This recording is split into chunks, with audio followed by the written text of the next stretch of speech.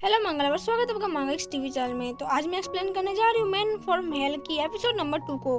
Episode की शुरुआत वहीं से होती है जहाँ से पिछला एपिसोड एंड हुआ था। एपिसोड की शुरुआत में हमें सिटी के रिवर साइड के एरिया को दिखाया जाता है, जहाँ पर बैठ के कुछ लोग फिशिंग कर रहे होते हैं। वहीं पर एक लड़की बैठी होती है। वो कहती है, ग्रैंडपा आप यहाँ पर फिश पकड़ने के लिए आए हो? अगर इस बारे में फैमिली वालों को पता चलेगा तो वो जरूर यहाँ पर कोई ना कोई तमाशा जरूर करेंगे। ग्रैंडपा कहते हैं कि जायू तुम ज्यादा चिंता मत करो, तुम्हारे ग्रैंडपा बिल्कुल ठीक है। तुम्हारे ग्रैंडपा की बॉडी एकदम टफ है और रिकवर होने के बाद मेरी बॉडी इतना ज्यादा पावरफुल बन गई है कि मैं एक थप्पड़ में भी किसी को भी मार कर गिरा सकता हूँ। और फिर वो जोर जोर से हंसने लगते हैं। और फिर एक बॉडीगार्ड आता है और कहता है कि मिस भाई आप ज्यादा चिंता मत करिए, क्योंकि आपके ग्रैंडपा जब आर्मी में थे तब वो आर्मी के किंग हुआ करते थे। उन्होंने खुद ही बहुत सारे स्क्वाड को अकेले वाइफ किया है। अभी भी वो बहुत ज्यादा टफ है और उनको कोई भी हरा नहीं सकता इस एज में भी। जावी अपना मुंह फुला लेती है और नाराज होती है अपने ग्रैंडपा से पूछती है, क्या ग्रैंडपा ये बात सच है?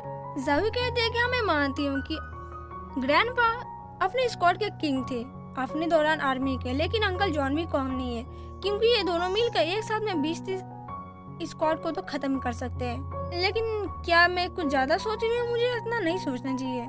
तभी दादाजी के फिशिंग रॉड में कुछ फंसता है। ग्रैंडपा कहते हैं कि लगता है कि आज कोई बड़ी मार हाथ लगी है। ग्रैंडपा कहते हैं कि ये जीव तो भागने की कोशिश कर रहा है, लेकिन ग्रैंडपा के हाथों से तुम बच नहीं पाओगे। तभी वो फिश के रॉड के जोर से खींचते हैं और वो तीनों देख के हैरान हो जाते हैं। चीज जमीन पर आ जाते हैं और चारों तरफ धुआं धुआं हो जाता है। वो सारे लोग घबरा जाते हैं और कहते हैं इतने बड़ा चीज है क्या ये? तभी उस धुआं हटता है। हम देखते हैं कि वहाँ पर एक आदमी होता है जो कि अपने सर को पकड़ कर कह रहा होता है कि सर में जोर से लगी मुझे। तभी सामने अंकल जॉन आते हैं और सबको अलर्ट करते हैं कि देखो मास्टर, ये एक एनिमी हो सकता है और क्या पता ये दुश्मनों के कोई चाल हो हम पर अटैक करने के लिए। अब वहाँ पर सारे बॉडीगार्ड को आदेश पड़ जाती है कि जाओ उसको पकड़ लो। ग्रैंडपा यहाँ पर कहता है कि रुक जाओ, मत जाओ, इतना जल्दबाजी मत करो। लेकिन वो लोग रुकते नहीं और वो आदमी बहुत ज्यादा अलर्ट हो जाता है। जैसे सारे बॉडीगार्ड उसके नजदीक जाते हैं, वहाँ पर एक जोरदार ब्लास्ट होता है जिससे सारे लोग वहाँ से दूर छिटक जाते हैं। धुआं हटता है और हम देखते हैं और कोई नहीं, हमारा डीमन गॉड होता है। उसने एक बॉडीगार्ड को गले के जोर से पकड़ा हुआ होता है और कहता है कि इंसान तुम कौन हो और तुम लोगों ने मेरे ऊपर अटैक क्यों किया? बॉडीगार्ड अंकल जोंग ने देख के बहुत ज्यादा हैरान हो जाते हैं। वो कहते हैं उसने अब एक सिंगल हाथों से सारे बॉडीगार्ड को मार गिराया, ये कैसे हो सकता है? अंकल जोन इसके बाद खुद फाइट करने के लिए जाते हैं। ग्रैंडपा उसको रोकते हैं कि जोंग वहाँ पर मत जाओ। अंकल जोंग बात नहीं मानते और वहाँ पर फाइट के लिए दौड़ के चले जाते हैं। जैसे ही जोंग डीमन किंग के ऊपर हमला करने जाता है, डीमन किंग उसको देख लेता है और बॉडीगार्ड जोंग के हमले से आराम से बच जाता है। बॉडीगार्ड जोंग का हमला यहाँ पर फेल हो जाता है। बॉडीगार्ड जोंग बहुत ज्यादा हैरान हो जाता है। वो कहता है कि ये कैसे हो सकता है, उसने मेरे हमले को डॉज कर लिया। जोंग बहुत ज्यादा हैरान हो जाते हैं और कहते हैं इसने मेरे हमले को कैसे ब्लॉक किया? डीमन किंग कहता है कि क्या तुम यहाँ पर मरने के लिए आए हो? मुझे लगता है कि तुम्हें मरने का बहुत शौक कर रहा है। जोंग पीछे की तरफ मूव कर लेता है, कहता है कि ऐसे कैसे हो सकता है, उसने बिना कुछ हमला किए उसने मेरे अटैक को ब्लॉक कर लिया, लेकिन ये कैसे हो सकता है? कौन है ये बंदा जिसने बिना हिले मेरे अटैक को ब्लॉक कर लिया और सबको यहाँ पर पछाड़ के रख दिया? जिसके बाद सारे बॉडीगार्ड एक साथ मिलकर रहते हैं और कहते हैं कि भाइयों चलो एक साथ इसके ऊपर हमला करते हैं, देखते हैं कैसे बचता है। फिर वो सब मिलकर डीमन किंग के ऊपर हमला कर देते हैं। डीमन किंग यहाँ पर सबके ऊपर रेड एनर्जी का इस्तेमाल करता है। डीमन किंग यहाँ पर एक एक करके सबको हराया जाता है, लेकिन पीछे से एक बॉडीगार्ड अपने फायर का इस्तेमाल करते हुए डीमन किंग के पास जाता है। बॉडीगार्ड पीछे से जैसे ही हमला करता है, वहाँ पर एक जोरदार ब्लास्ट होता है। इसी वहाँ से धुआं हटता है। ग्रैंडपा देखते हैं कि उस इंसान ने उनके सारे बॉडीगार्डों को एक एक करके मार गिराया है। ग्रैंडपा शाओजोंग को कहते हैं कि शाओजोंग यहीं पर रुक जाओ, फाइट मत लो। लेकिन शाओजोंग कहता है कि नहीं मास्टर, आप और मिस भाई यहाँ से जल्दी भाग जाइए, मैं तब तक इसको देखता हूँ। मन किंग कहता है कि ये कीड़े वाले इंसान तो बहुत ज्यादा मजबूत निकला, मैंने सोचा था कि मैं इसका हड्डी तोड़ दूंगा तो फिर ये फाइट नहीं करेगा, लेकिन इतना ज्यादा घायल होने के बाद भी वो मेरे पास फिर से अटैक करने के लिए आ रहा है। जिसके बाद डीमन किंग इन सबसे कहता है कि देखो तुम लोगों के साथ लड़ाई कर करके मेरे कपड़ा कितने ज्यादा गंदे हो गए, मेरे पास एक ही पीस था और वो भी गंदा हो गया और फट गया है, क्या तुम लोग मुझे इसका भरपाई करोगे? और फिर वो मनी मन सोचता है कि इस वर्ल्ड में मैं नया आया हूँ, अगर मैं इन सबसे फाइट लेने लगूंगा तो मेरी पावर के बारे में पता नहीं चलेगा और ना ही मैं जान पाऊंगा कि ये वर्ल्ड कैसी है। तो सबसे अच्छा ये होगा कि मैं यहाँ पर नॉर्मली पेश आऊँ और मैं यहाँ से चुपचाप निकल लूँ आराम तरीके से। बाद में जब मेरा ग्रोथ होगा और मैं ज्यादा पावरफुल बन जाऊंगा तब मैं इन सबको देखता हूँ कि इनका करना क्या है। फिलहाल अभी के लिए मैं इसको रहने देता हूँ।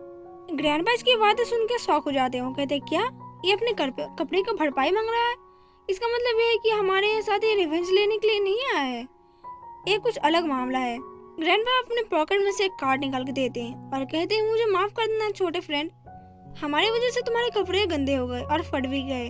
मैं इसके भरपाई के लिए तुम्हें एक कार्ड देता हूँ, तुम जो चाहे इससे खरीद सकते हो, मैं कुछ भी नहीं बोलूंगा। इसके बाद ग्रैंडपा सोचते हैं कि इसने एक पंच में शाओजोंग की हाथों की सारी हड्डियां तोड़ दी। ये कोई आम इंसान नहीं हो सकता, ये कोई जरूर ताकतवर है, मुझे पता नहीं कि ये कौन सा है, लेकिन इसको मुझे अपनी साइड करना पड़ेगा। अगर इसके साथ मेरा कोई रिलेशन बन गया तो मैं इसका फायदा उठा सकती हूँ बाई फैमिली के रूप में, और इस लड़के से मेरा बहुत फायदा होने वाला, किसी भी तरह से इसको अपनी साइड लाना ही पड़ेगा। जिसके बाद ग्रैंडपा उसको अपना कार्ड देते हुए कहते हैं क्या मैं पूछ सकता हूँ कि तुम्हारा नाम क्या है और क्या हम फ्रेंड बन सकते हैं।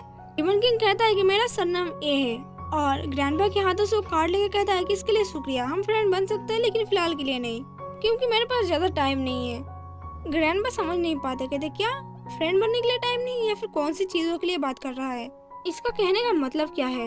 डेमन किंग ग्रैंडपा से कहता है कि तुम्हें देख के लगता है कि तुम बहुत ज्यादा स्ट्रांग हो और तुम्हारी एनर्जी भी बहुत ज्यादा दिख रही है मुझे, लेकिन फिलहाल के लिए हम अलग ही रहे तो अच्छी बात होगी, वरना बहुत ज्यादा कयामत आने वाली है। ये कुछ ही दिनों में मैं तुम्हें मार देने वाला हूँ, वो भी जान से। ये बोलकर वो वहाँ से चला जाता है, जिसे सुनकर सब लोग हैरान हो जाते हैं कि ये क्या बोल के जा रहा है। शाओजोंग अपने टूटी हुई हाथ लेकर उसको फाइट बैक करने जाता है। ये बात सुनने के बाद ग्रैंडपा कहते हैं कि शाओजोंग रुक जाओ, अटैक मत करो इसके ऊपर।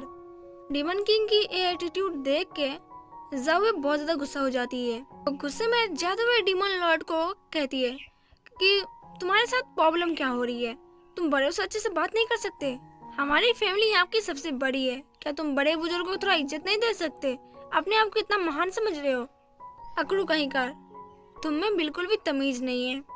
डेमन किंग ज़ाओ की तरफ देखता है और मुस्कुराते हुए वहाँ से चला जाता है।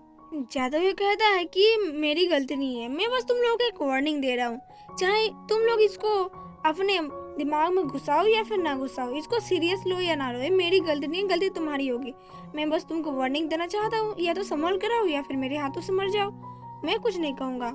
जिसके बाद ग्रैंडपा सोचते हैं कि ये बंदा जब मेरे क्लोज आया था, बहुत ज्यादा क्लोज, तब इसके एनर्जी से मुझे ऐसा महसूस हो रहा था कि ये कोई इंसान नहीं है, ये कोई बहुत ज्यादा खतरनाक विष्ट है, इसके आसपास से मुझे डिमोनिक एनर्जी का एहसास हो रहा था, और वो भी कोई ऐसा वैसा डिमोनिक पावर नहीं, मुझे बहुत ज्यादा इसका ऑरा भारी लग रहा था, मुझे इस पर कुछ अजीब टाइप का शक हो रहा है, और मुझे तो ऐसा लग रहा है कि अगर ये चाहे तो मुझे अपनी एक हाथ की उंगली से भी मार सकता है।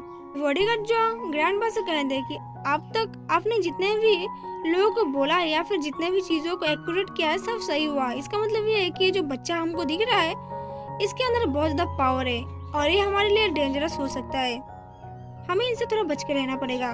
ग्रैंडपा कहते हैं कि शाओजोंग क्या तुम्हें बता सकते हो, जब मैं साइबर स्क्वाड में था तो वहाँ पर एक लेजेंडरी वेपन हुआ करता था, वहाँ पर किसने उसको लिया है, क्या तुम मुझे इसका सही से आंसर दे सकते हो या फिर उसको बारे में मुझे ढूंढ के बता सकते हो।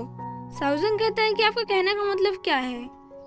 वो गॉड वॉर जो कि लॉन्ग ईयर का था, वो इक्विपमेंट तो बहुत साल पहले ही खो गया था और उस गॉड का भी कोई अता पता नहीं है, और ये बच्चा तो अभी बस बहुत छोटा है, अभी यंग है, अभी बस इसकी एज हुई है। मुझे नहीं लगता कि इतनी छोटी सी उम्र में इस बच्चे के पास उतना स्ट्रॉन्ग वाला पावर होगा, आपको कोई गलत फहमी हुई होगी, ये बच्चा नॉर्मल है। ग्रैंडपा कहता है कि मुझे अंदर से फीलिंग आ रही है कि ये सीनियर लॉन्ग ईयर की तरह कुछ लगता है। तभी यहाँ पर सभी आवाज लगाती है, कहते ग्रैंडपा अंकल साहब आप लोग यहाँ पर आइए और आके देखिए यहाँ पर क्या हो रहा है। वो दिखाती है कि रिवर के अंदर जितने सारे फिश है सबके सब मर चुके हैं, लेकिन ये कैसे हो सकता है, तो इधर पहले ये सब ठीक थे लेकिन अब ये मर चुके हैं। सारे लोग देख के बहुत ज्यादा हैरान हो जाते हैं कि ये कैसे हो सकता है। और इसी के साथ मैन फ्रॉम हेल का एपिसोड नंबर 2 यहीं पर एंड होता है। अगर आपको वीडियो पसंद है तो प्लीज वीडियो को लाइक करें, चैनल को सब्सक्राइब कर दे, और अगर पहला एपिसोड आपने मिस कर दिया होगा तो प्लीज एक बार चेकआउट जरूर कर लेना।